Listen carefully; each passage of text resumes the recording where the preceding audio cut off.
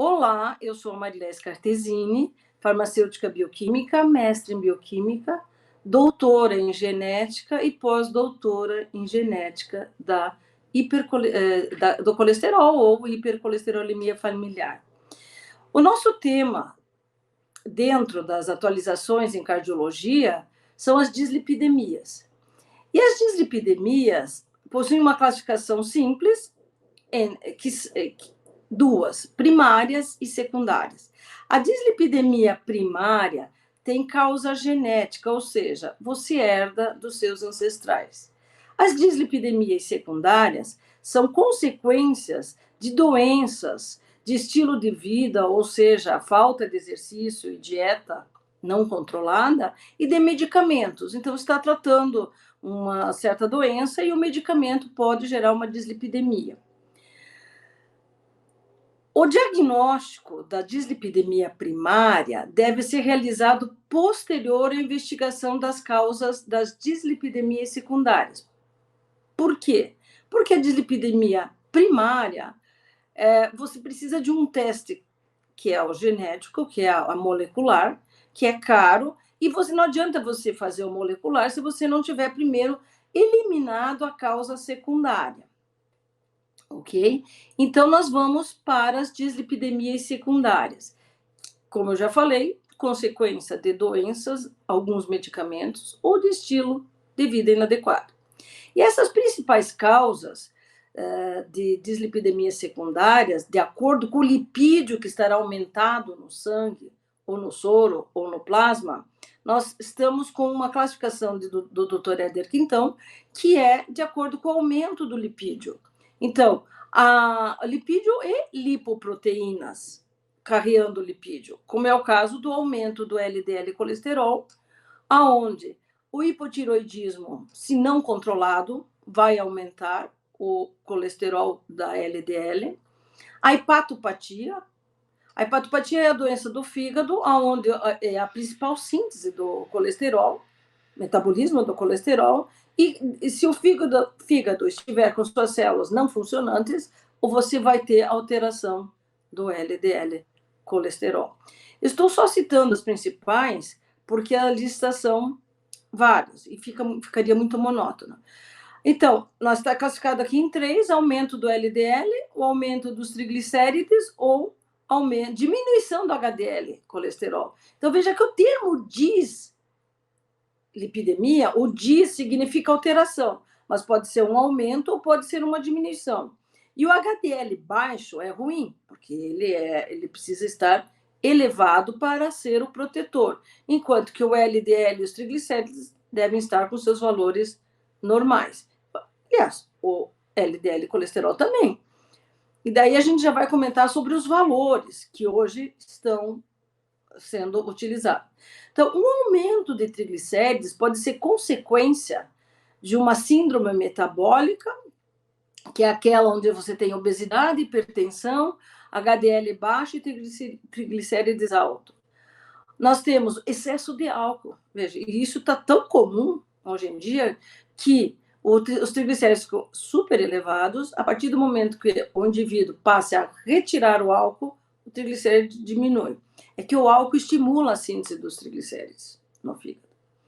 A obesidade faz com que aumente os triglicérides. Um hipotiroidismo, veja que ele também vai aumentar os triglicéridos, não só o colesterol. Diabetes mellitus. O indivíduo que é portador da diabetes, ele tem o metabolismo dos lipídios e lipoproteínas alterado. Então, ele é um candidato maior a ter triglicérides elevado. Agora, na diminuição da HDL, existe secundariamente ao tabagismo. A partir do momento que você faz uso do cigarro, existe a redução do HDL e ele deixa de ser protetor. Então, além de ter o efeito do tabaco, a pessoa vai ter a falta de HDL, que é protetora. Diabetes mellitus, também como consequência, diminui o HDL e a obesidade. Então, aqui, vocês vejam que, se vocês olharem as doenças, vocês estão vendo já que a maioria, e com certeza, a frequência das dislipidemias secundárias é maior do que as primárias. Porque a primária depende mais da alteração no DNA. Então, agora nós vamos para tabelas que vocês podem encontrar na diretriz de 2017, aonde nós temos exemplos de doenças e de estilo de vida inadequado em relação ao colesterol total, HDL colesterol e os triglicérides. Então, vocês podem verificar nessa tabela que uma hepatopatia crônica ela aumenta muito o colesterol, aumenta ou diminui o HDL e normalmente o triglicérides até não chega, mas o colesterol realmente os níveis ficam elevadíssimos. Veja o diabetes. Diabetes mellitus, você tem, ou a pessoa diabética vai ter no sangue um triglicérides elevado e um HDL baixo, como eu já havia comentado antes. Veja o tabagismo. O tabagismo diminui o HDL. O alcoolismo, etilismo, vocês vão ter aumento tanto dos triglicérides, vão ter aumento de HDL. Sedentarismo, aumenta colesterol, diminui HDL e aumenta triglicérides, ou seja, tudo errado. Então, a falta de exercício e uma dieta não controlada, nós vamos ter... Então, isso é o estilo de vida inadequado, você vai ter a dislipidemia. A partir do momento em que essas doenças secundárias ou estilo de vida seja corrigido, você passa a ter um metabolismo de lipídios e lipoproteínas normal. Então, como outro exemplo, nós temos a tabela dos medicamentos que podem interferir, vocês vão ver os corticoides, por exemplo. Os corticoides aumentam tanto o colesterol quanto os triglicérides. Vocês vão ver a isotretinoína, que é aquele medicamento utilizado para acne. Vocês vão ver que aumenta o colesterol total, aumenta os triglicérides, também aumenta o HDL, mas é uma dislipidemia. A partir do momento que esse medicamento seja retirado, ou seja, seja tratada a acne, você normaliza. Aí tem outros, tem os beta-bloqueadores, anticoncepcional, isso é o fato, a mulher que tem triglicérides elevado, ele vai aumentar mais, o colesterol aumenta também. Então, ali, inibidores de protease, ciclosporina, estrógenos, progestágenos, tibolona. Então, tudo isso, você vai fazer, o paciente vai ter que fazer o uso para tratar a doença, mas, em consequência, vai ter uma dislipidemia. Bem, as dislipidemias, elas são diagnosticadas com o auxílio de um laboratório clínico, aonde se dosa o perfil lipídico. Quais são as dosagens do perfil lipídico? É o colesterol total, o HDL colesterol, o LDL colesterol, o não HDL colesterol e os triglicérides. Depois eu vou comentar sobre o não HDL colesterol. Se bem que a gente já pode, muito rapidamente, falar, o colesterol total, ele é a somatória do colesterol da HDL, da LDL e da VLDL, que é a outra lipoproteína. Só que a VLDL não tem tratamento, ou seja, não faz parte do perfil lipídico. Alguns laboratórios colocam, mas não tem tratamento clínico, ou seja, não entra nas metas. Então, você tem o não HDL, que nada mais é do que a LDL e a VLDL, que isso eu vou voltar a falar depois. Bem, se o perfil lipídico dá o diagnóstico das dislipidemias, quais são os valores de referência ou valores referenciais do perfil lipídico hoje para o diagnóstico das dislipidemias?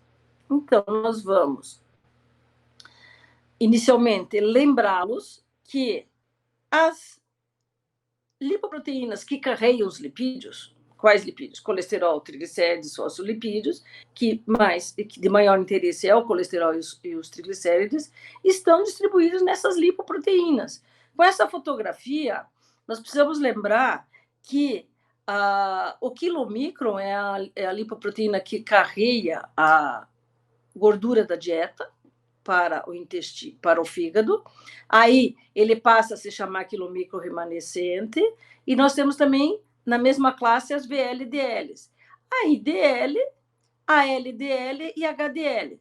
Então, aqui já está mostrando que o colesterol total é a somatória da HDL, LDL e os remanescentes de colesterol, que nada mais é do que a VLDL. A IDL é rapidamente captada e o quilomicro também. Então, no sangue, em jejum, você vai ter só a VLDL. Passando para o próximo slide e dizendo hoje como estamos em relação aos lipídios, aos valores referenciais, nós tivemos alteração em 2017, várias sociedades médicas, a Sociedade Brasileira de Cardiologia, principalmente, que sempre tem a diretriz de dislipidemia, foi a que tomou frente, mas também a Sociedade de Endocrinologia e a Sociedade de Diabetes, eles pediram para que se flexibilizasse o jejum, ou seja, para que se dosasse o perfil lipídico sem jejum ou no estado pós-prandial.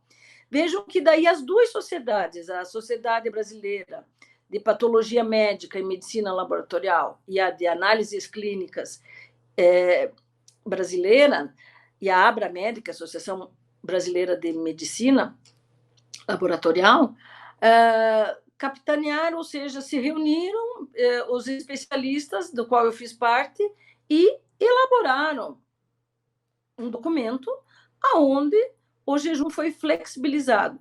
E qual era o motivo principal? É dar maior segurança em diversas situações, prevenir quadros de hipoglicemia por uso de insulina em paciente com diabetes, jejum prolongado no caso de gestantes, crianças e idosos, ou seja, não ter mais aquela situação em sala de coleta de sangue, gestante desmaiando, idoso, criança sem querer ficar, sem querer fazer, e até o pior, alguns mentiam, dizendo que tinham feito o jejum e não faziam, ou seja, não conseguiam fazer.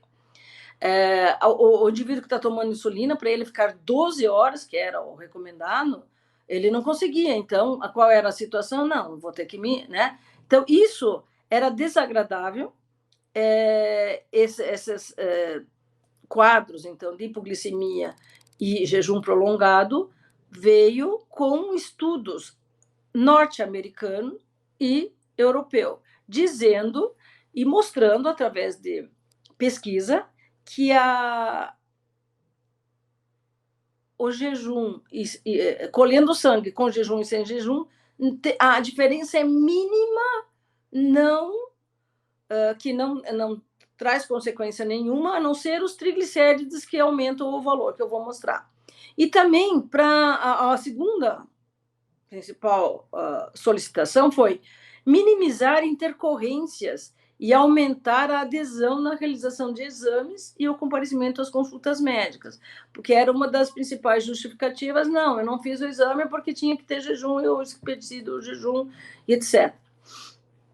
Então, o jejum foi flexibilizado para o perfil lipídico e houve, então, a alteração do paradigma das dislipidemias, que o jejum, então, não é mais obrigatório para todos os pacientes e alterações foram necessárias nos valores referenciais e também na meta terapêutica. Então, juntando tudo, em 2017, os laboratórios tiveram que se adequar à flexibilização do jejum, mudar todos os laudos e explicar e ajudar, inclusive, a clínica, porque essa mudança foi repentina, ela aconteceu, o laboratório antes fez a alteração de acordo com o documento que foi liberado por essas sociedades, e o laboratório teve que se adequar.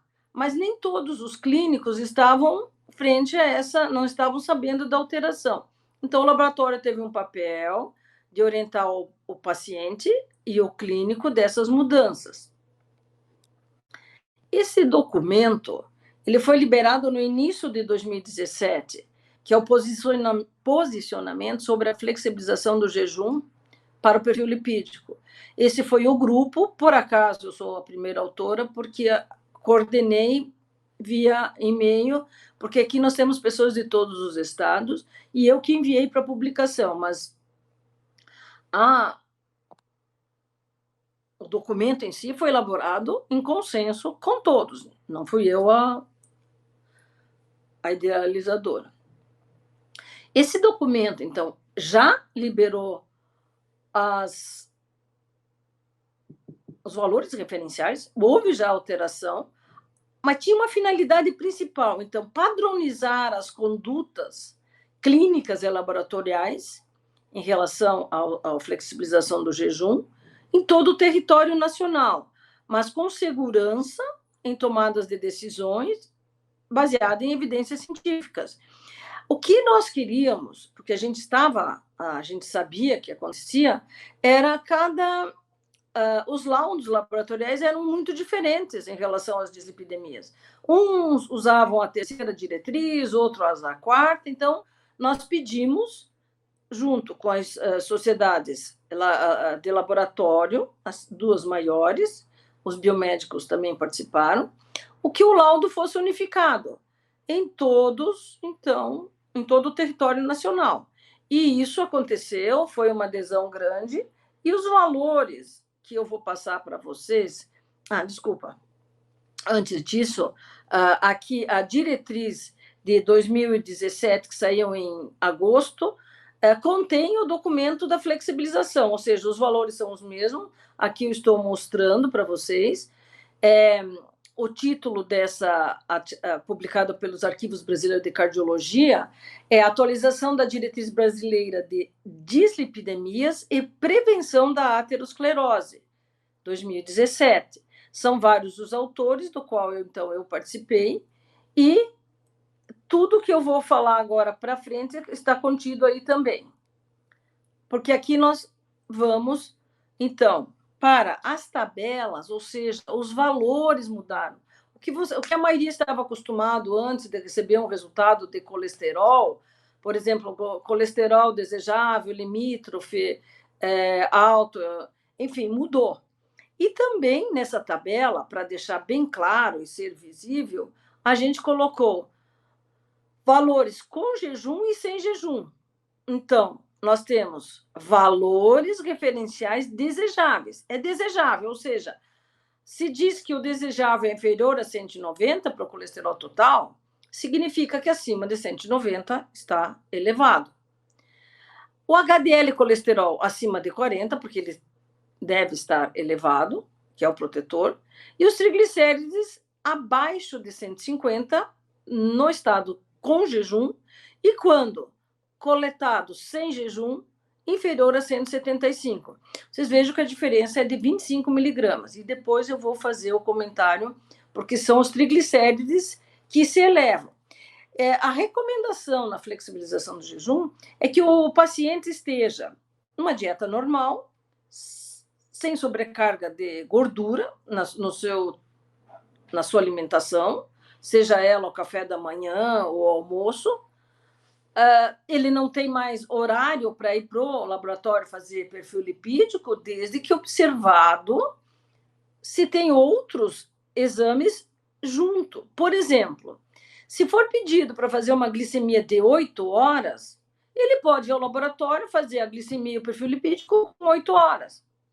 Só, naturalmente, que eles vão perguntar, 8 horas, o indivíduo vai dizer, estou com 8 horas de jejum, mas para o lipídio não interfere, a não ser que ele esteja numa situação que não seja permitida, que também vou diferenciar quem pode e quem não pode perfil lipídico. Mas, num contexto geral, por exemplo, se tiver lá glicerol, que até às 9 da manhã que tem que ser coletado, um hormônio, hormônios que precisam ser coletados pela manhã. Então, tudo isso depende do que tiver de exame na solicitação médica. Mas, em falando de monitoração para perfil lipídico, para monitorar o hipolipemiante, que seja estatina, que seja qualquer outro, não precisa o jejum. Então, vocês vejam que valores referenciais é só para colesterol total, HDL e triglicérides. Aí, nós desmembramos a outra tabela nos valores de meta terapêutica. Na diretriz, ele está um pouquinho diferente, mas o significado, os valores são os mesmos, é só a interpretação. Então, os valores de meta terapêutica, ele será conforme a avaliação de risco cardiovascular estimado pelo médico que solicitou perfil lipídico, produto acima de 20 anos. Então, esses dados são para indivíduo acima de 20 anos. Para crianças e adolescentes, eu teria outra tabela depois. Então, vejam que, primeiro, o clínico pega o valor do colesterol total, do HDL, e mais se ele é tabagista, se ele tem diabetes, né, e calcula o risco. Também já vou mostrar. Ele calculou o risco, ele vai para a categoria de risco. Se ele achou que o paciente é de risco intermediário, a meta terapêutica, com jejum ou sem jejum, para o LDL colesterol é inferior a 100. E para o não HDL é inferior a 130 miligramas por decilitro. Então, a última coluna é a meta terapêutica com ou sem jejum. Para LDL e não HDL, não importa o jejum. Com jejum e sem jejum é a mesma coisa. Então, sempre essa tabela que o laboratório irá liberar, ela será interpretada pelo clínico. É uma orientação do laboratório para o clínico, de acordo com a diretriz e a atualização da diretriz de 2017. E, na verdade, então, não foi só a cardiologia, depois a Sociedade Brasileira de Endócrino e de Diabetes, com a Cardio, publicaram uma diretriz tríplice para as dislipidemias com a flexibilização do jejum. Voltando a repetir, não foram os laboratórios que pediram isso, foram os médicos, ou seja, a clínica médica, ou seja, as especialidades que trabalham com alteração metabólica. Porque a dislipidemia nada mais é do que uma alteração metabólica dos lipídios e lipoproteínas. Bem, como o clínico irá calcular, ele tem, tanto que vocês podem ver o logo ali embaixo, o logo da Sociedade Brasileira de Cardio, Departamento da Aterosclerose, a SBEM, que é a Sociedade Brasileira de Endocrinologia e Metabologia, e a de Diabetes. Então, eles publicaram essa calculadora, aonde o clínico, então, entra com os dados do paciente, ele vai dizer se tem presença de doença aterosclerótica ou não, se já foi feito algum exame que foi verificado, se sim ou se não, ele vai para a segunda etapa, que é onde, então, ele adiciona os dados antropométricos, que é o sexo, idade, pressão arterial sistólica, se essa pressão está sendo tratada, se é tabagista ou não é, se toma estatina ou não, qual é o valor do colesterol total e o valor do HDL. Então, veja que o LDL não calcula risco. O LDL é meta. Com isso, a partir do momento que ele achou o risco, então ele achou, nesse caso, ele achou que o risco do paciente é alto. Então, se ele vai ver qual é a meta sem tratamento e usando estatina, ele vai dizer qual é a meta para o LDL colesterol. Inclusive, tem o tratamento recomendado, dose diária em miligrama, de atorva, de rosuvastatina, ou de simvastatina e ezetimiba, uma combinação. Então, tudo isso está nas sociedades dos clínicos que vão utilizar.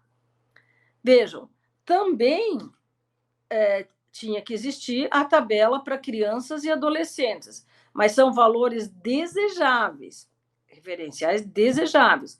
Vejam que a diferença com jejum e sem jejum também são os triglicerídeos, mas os triglicerídeos para essa faixa, você tem de 0 a 9 anos de idade e de 10 a 19. Por quê? Porque existe o crescimento da criança para o adolescente.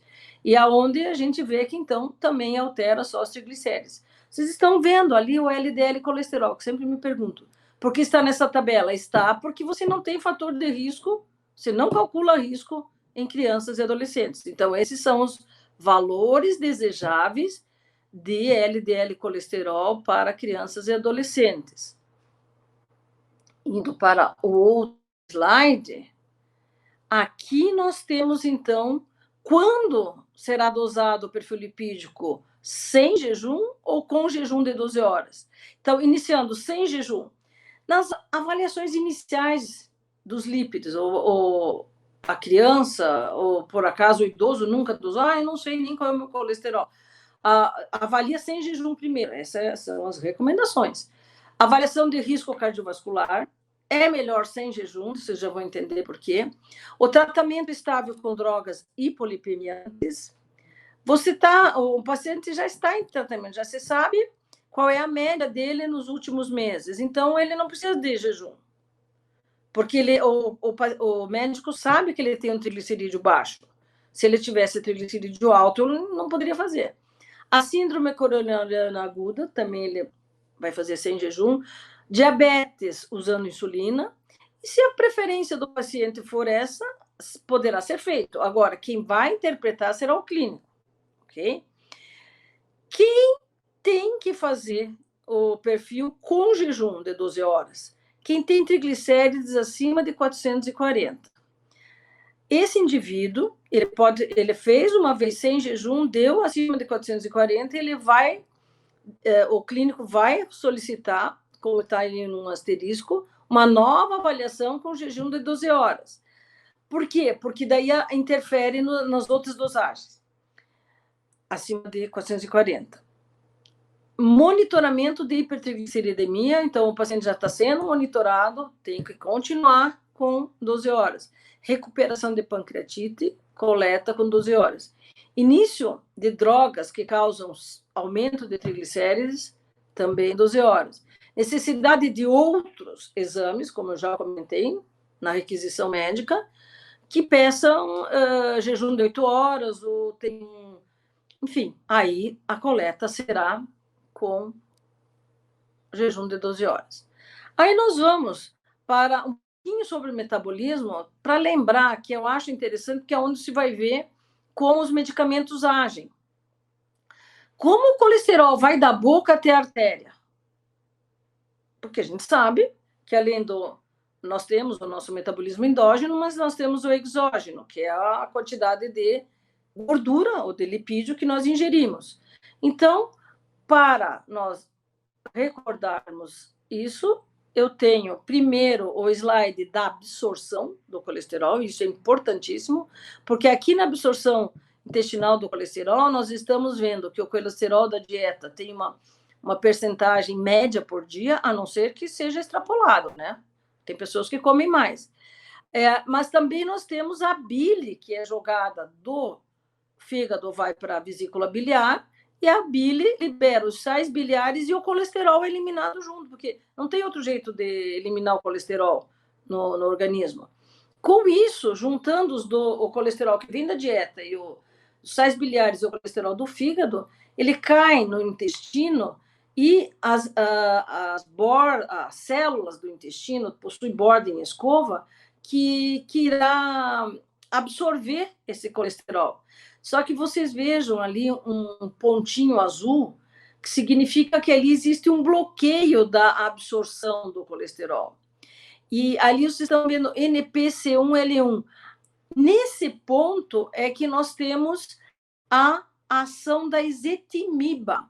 A ezetimiba age potencializando o bloqueio. Então, por isso que às vezes o clínico associa a estatina com ezetimiba. Para você, se o paciente tem dores devido à consequência da estatina, porque daí a atuação do medicamento é no intestino, não toda no fígado e tecidos.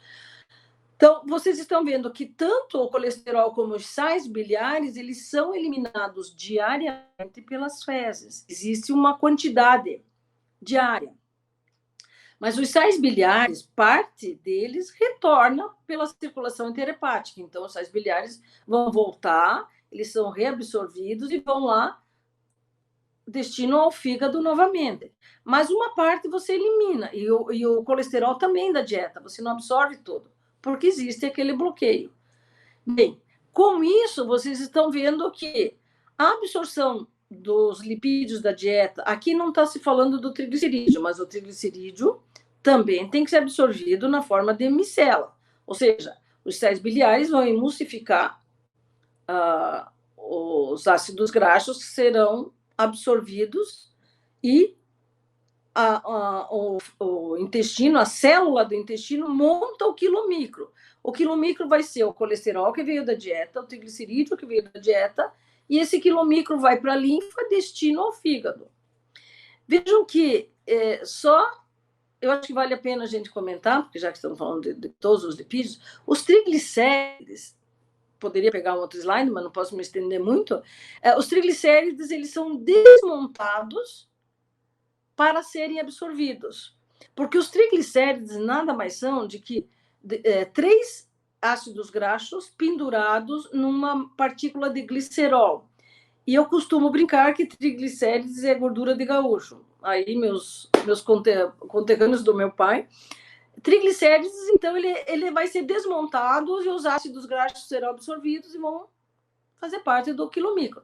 Destino ao fígado para entregar todo aquela gordura, aquele lipídio que veio da dieta, seja da picanha, seja do arroz com feijão, seja lá o que for, vai para o fígado.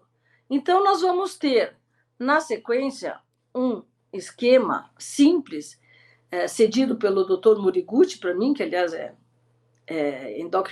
cardiologista e geriatra em Porto Alegre, gentilmente me cedeu esse slide, aonde nós temos, então, o ciclo exógeno e o endógeno. Então, vocês vejam que o exógeno é a parte da dieta, que é o quilomicro formado depois de toda a absorção. A lipoproteína lipase no sangue vai fazer com que entre gordura, entre os ácidos graxos no tecido adiposo e muscular, e o quilomicron, que é uma partícula grande, passa a ser chamado quilomicro remanescente, uma partícula menor, que será absorvida pelo fígado. O fígado, por sua vez, irá pegar o colesterol que ele produziu e os triglicérides, tanto ele está colesterol e triglicérides, endógeno e o exógeno. Então, reunindo das duas vias, o fígado libera na circulação a lipoproteína VLDL, ou seja, a reunião de triglicérides e colesterol. A VLDL, semelhante ao quilomicron, vai sofrer ação da lipoproteína lipase no sangue, diminui de tamanho, manda ácido graxo para o tecido adiposo e muscular, por isso aí a gente já está estocando, já está engordando, né, se for ver, e passa a formar a IDL, que é a intermediária. Essa IDL é rapidamente captada pelo fígado, 2/3 dela, e 1/3 forma a LDL. Veja que a LDL, daí formada, ela volta para o fígado ou ela vai tecidos adrenais e gônadas, levar o colesterol que nós precisamos para sintetizar os hormônios, tanto mulheres como homens precisam dos hormônios esteroides, e outra parte, o que tiver sobrando, vai para onde? Vai para as artérias. Aí você vai ter a aterosclerose. Por isso que o colesterol deve estar nos seus níveis desejáveis, para que não ocorra o depósito nas artérias. Vejam, nesse outro slide, eu estou tentando mostrar aqui para vocês como é a distribuição com jejum e sem jejum. Com jejum, eu vou ter só aquele quilomicro remanescente, que, na verdade, se for 12 horas, ele já sai, só fica VLDL, IDL e LDL.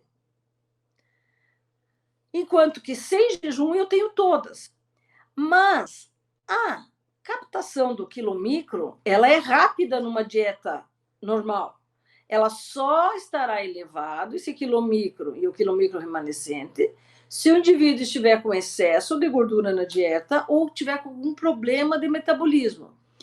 Mas qual foi a principal, além da motivação lá do jejum que a gente viu, foi a questão dos triglicérides elevados, que eu vou agora perder um pouco de tempo, porque é o que sempre atrapalha, e eu acredito que a maioria que está ouvindo já viu essa liberação do jejum. Opa, não preciso mais ir para o laboratório fazendo jejum, só que existem restrições, né? Então, quando o indivíduo é normal, nós estamos com os triglicérides sem jejum ou pós-prandial, o máximo que ele pode ter de aumento de triglicérides é 25 miligramas, então até 175. Se estiver acima de 175, vai ter uma grande alteração, nós vamos ter variações, ou nos órgãos, como um fígado, né, que metaboliza, ou alterações genéticas no metabolismo dos triglicérides. Então, aí vem a questão.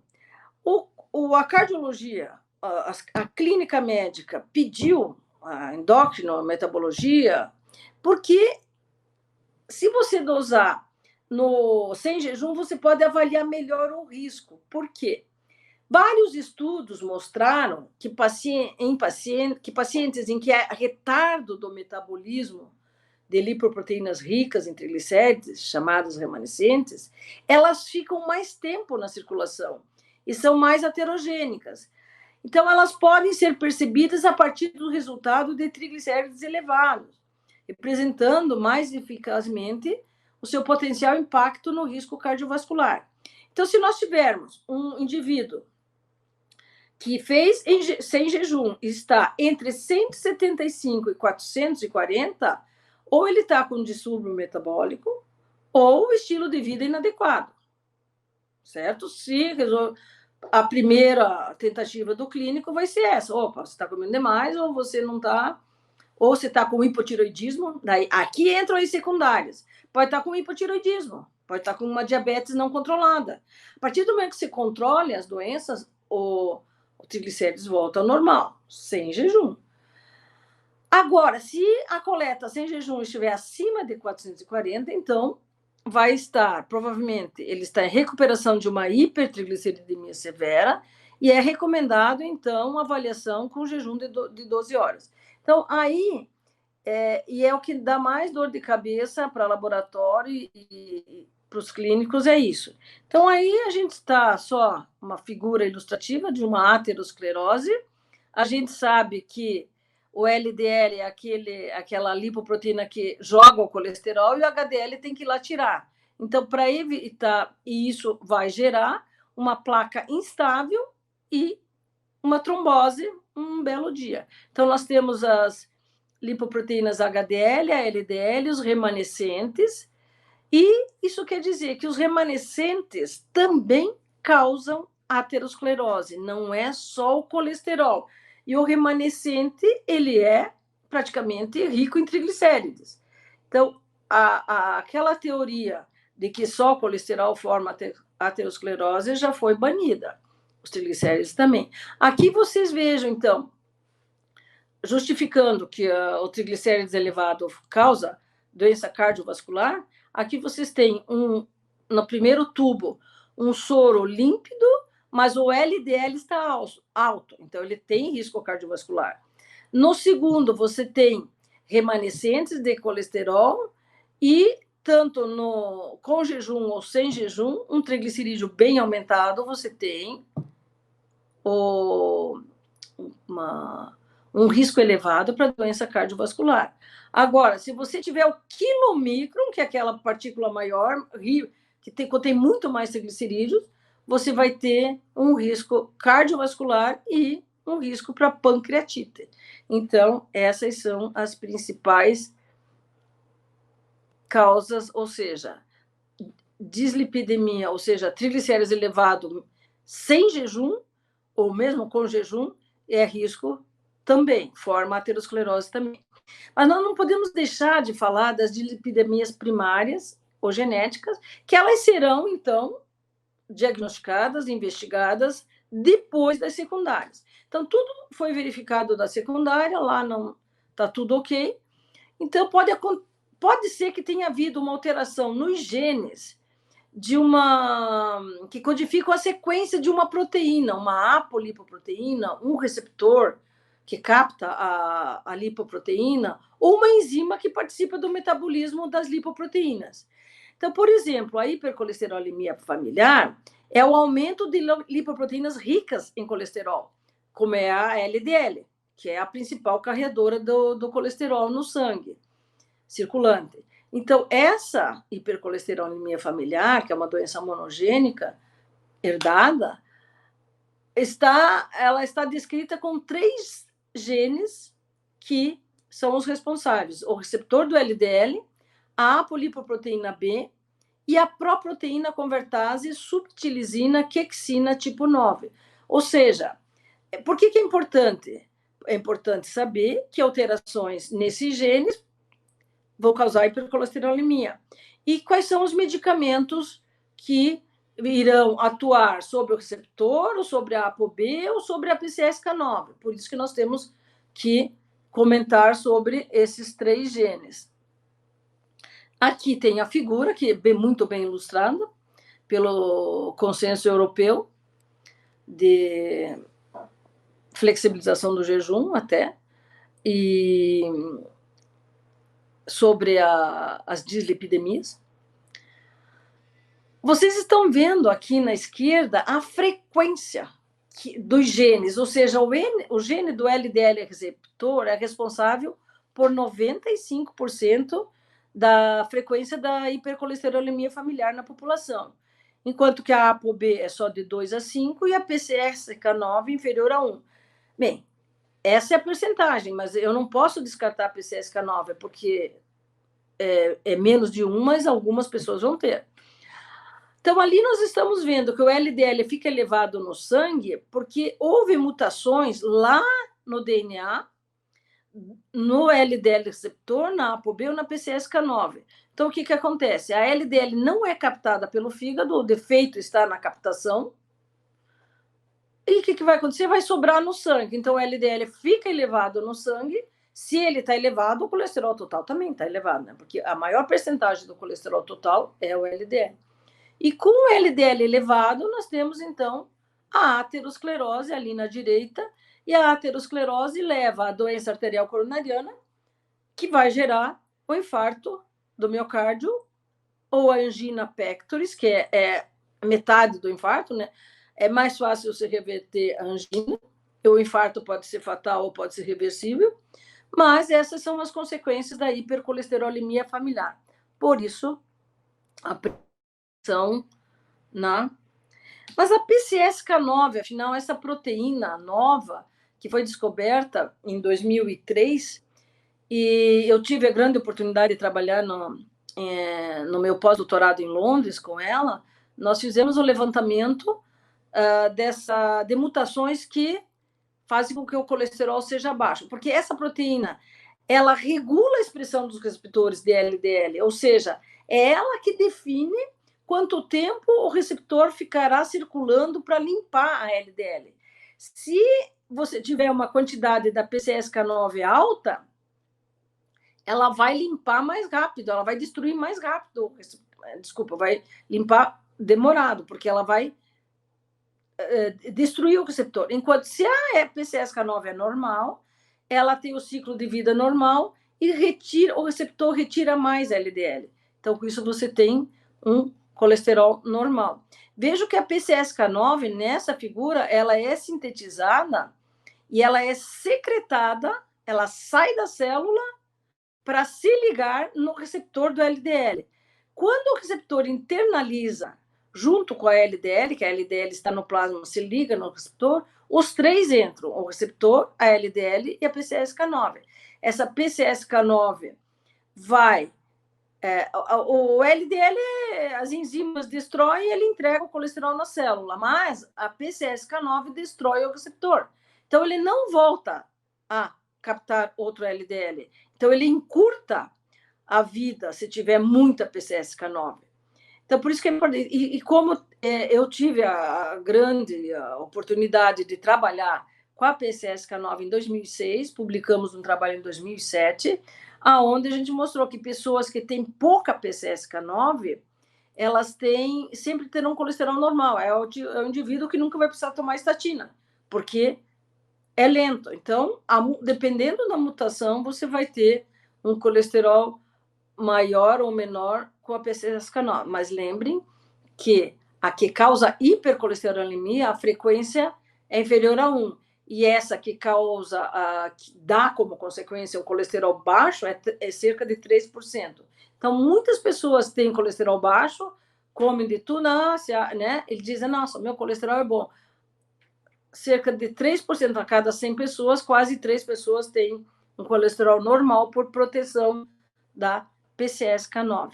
Bem, então, se nós formos falar em termos da hipercolesterolemia severa, aquela em que já a criança, como é essa figura mostrada por Goldenstein e Brown, ela tem 10 anos de idade, daí ela é homozigota, porque aquela frequência que a gente viu antes no outro slide é do heterozigoto, tá? Se vocês voltarem lá no slide, vocês vão ver que é o heterozigoto. E o heterozigoto é 1 para 250 hoje. A cada 250 pessoas, uma tem a hipercolesterolemia heterozigota. Agora, aqui, a familiar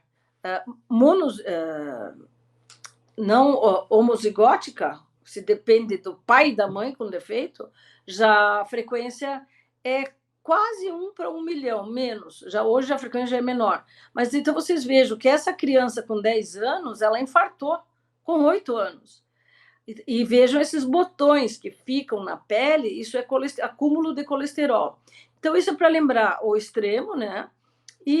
Mas a mais frequente é a heterozigótica. E para isso, eu estou mostrando aqui rapidamente num slide que nós temos centros no Brasil que fazem o rastreamento da hipercolesterolemia familiar. Aqui nós temos o Hipercol Brasil do INCOR, aonde o Dr. Raul dos Santos é um dos idealizadores, ou seja, é o que comanda lá a equipe. E o colesterol e família, nós temos na Escola Paulista de Medicina, onde lá o Dr. Francisco Fonseca, a doutora Cristina e o João Pesqueiro estão à frente.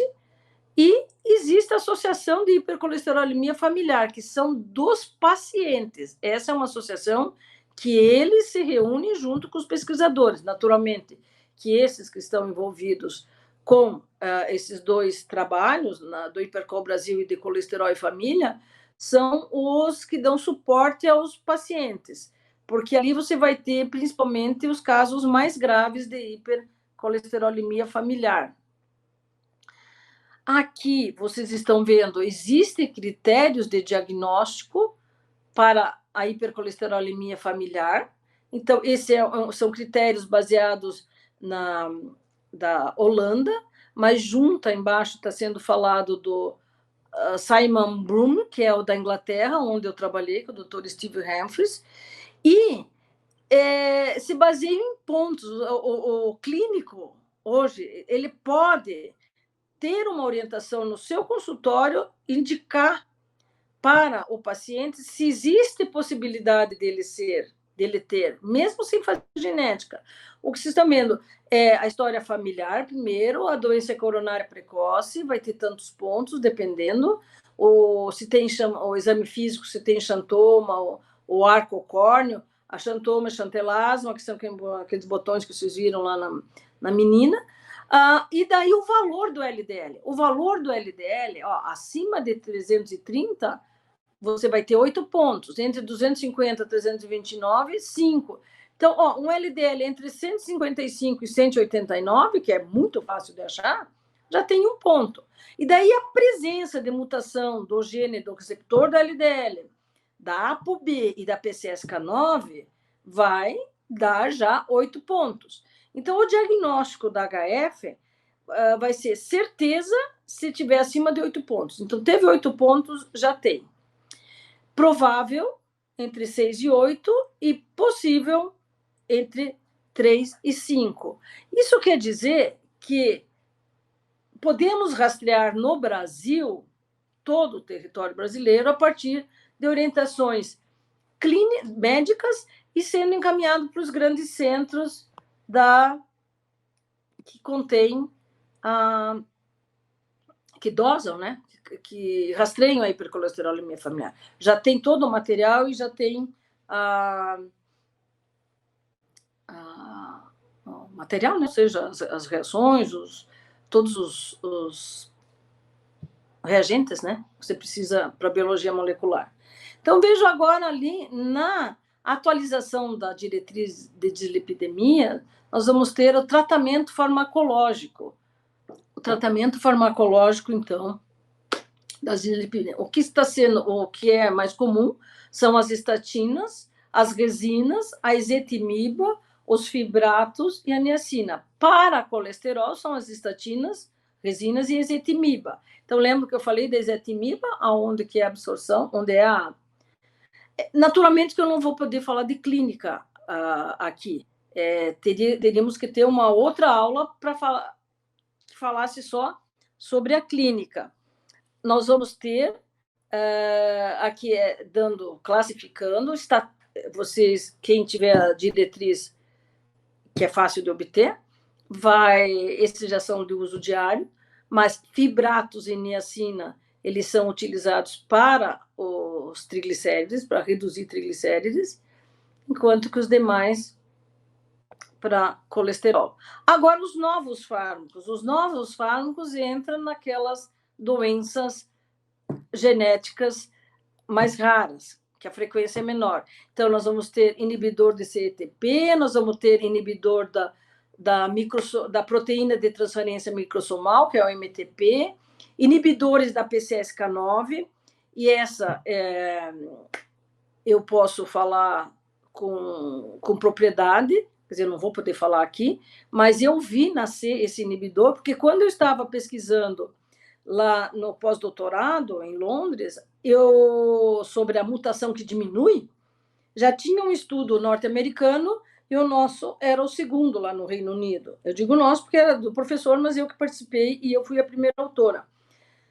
Com isso, como a literatura mostrou que, conforme a mutação diminuía a quantidade da PCSK9 no sangue, as indústrias farmacêuticas procuraram e começaram a liberar lá em 2006 patentes sobre inibidores da PCSK9. Então, inibindo a proteína lá no plasma, você faz com que ela não internalize. Então, você regula a quantidade de PCSK9 que vai entrar para deixar o receptor trabalhar mais. E já tenho, em 2016, não, 2017, desculpa, 16 foi liberado na Europa e 17 no Brasil, 2 medicamentos. Então, que são inibidores da PCSK9.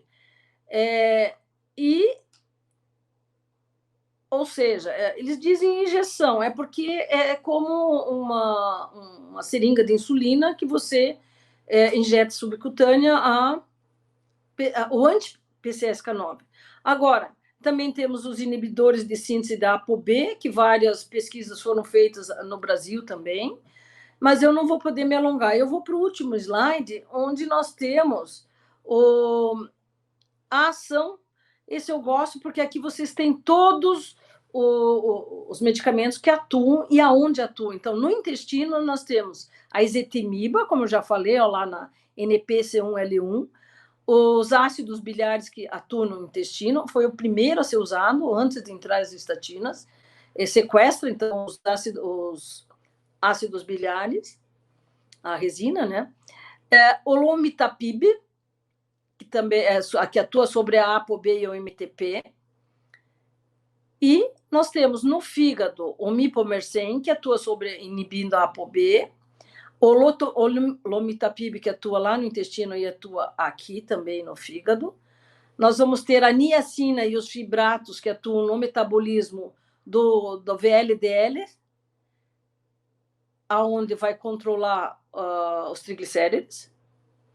E também os fibratos atuando no metabolismo da HDL, porque um dos principais motivos é diminuir o tríon e, como consequência, você vai ter a HDL elevada. Então, eu não posso me alongar muito mais, eu deixaria para uma próxima, talvez alguma aula só sobre tratamento, mas aqui o que foi solicitado, e principalmente a atualização é o que está na diretriz, certo? E a atualização principal são os novos medicamentos, mas que ainda estão, alguns ficam sob pesquisa, e a PCSK nova que já está disponível, mas, como sempre, a gente sabe que o valor é muito caro e acaba sendo restrito a alguns pacientes. O meu muito obrigada, eu agradeço e espero que tenham aproveitado, espero que eu tenha transmitido, que vocês tenham aprendido alguma coisa. Até logo.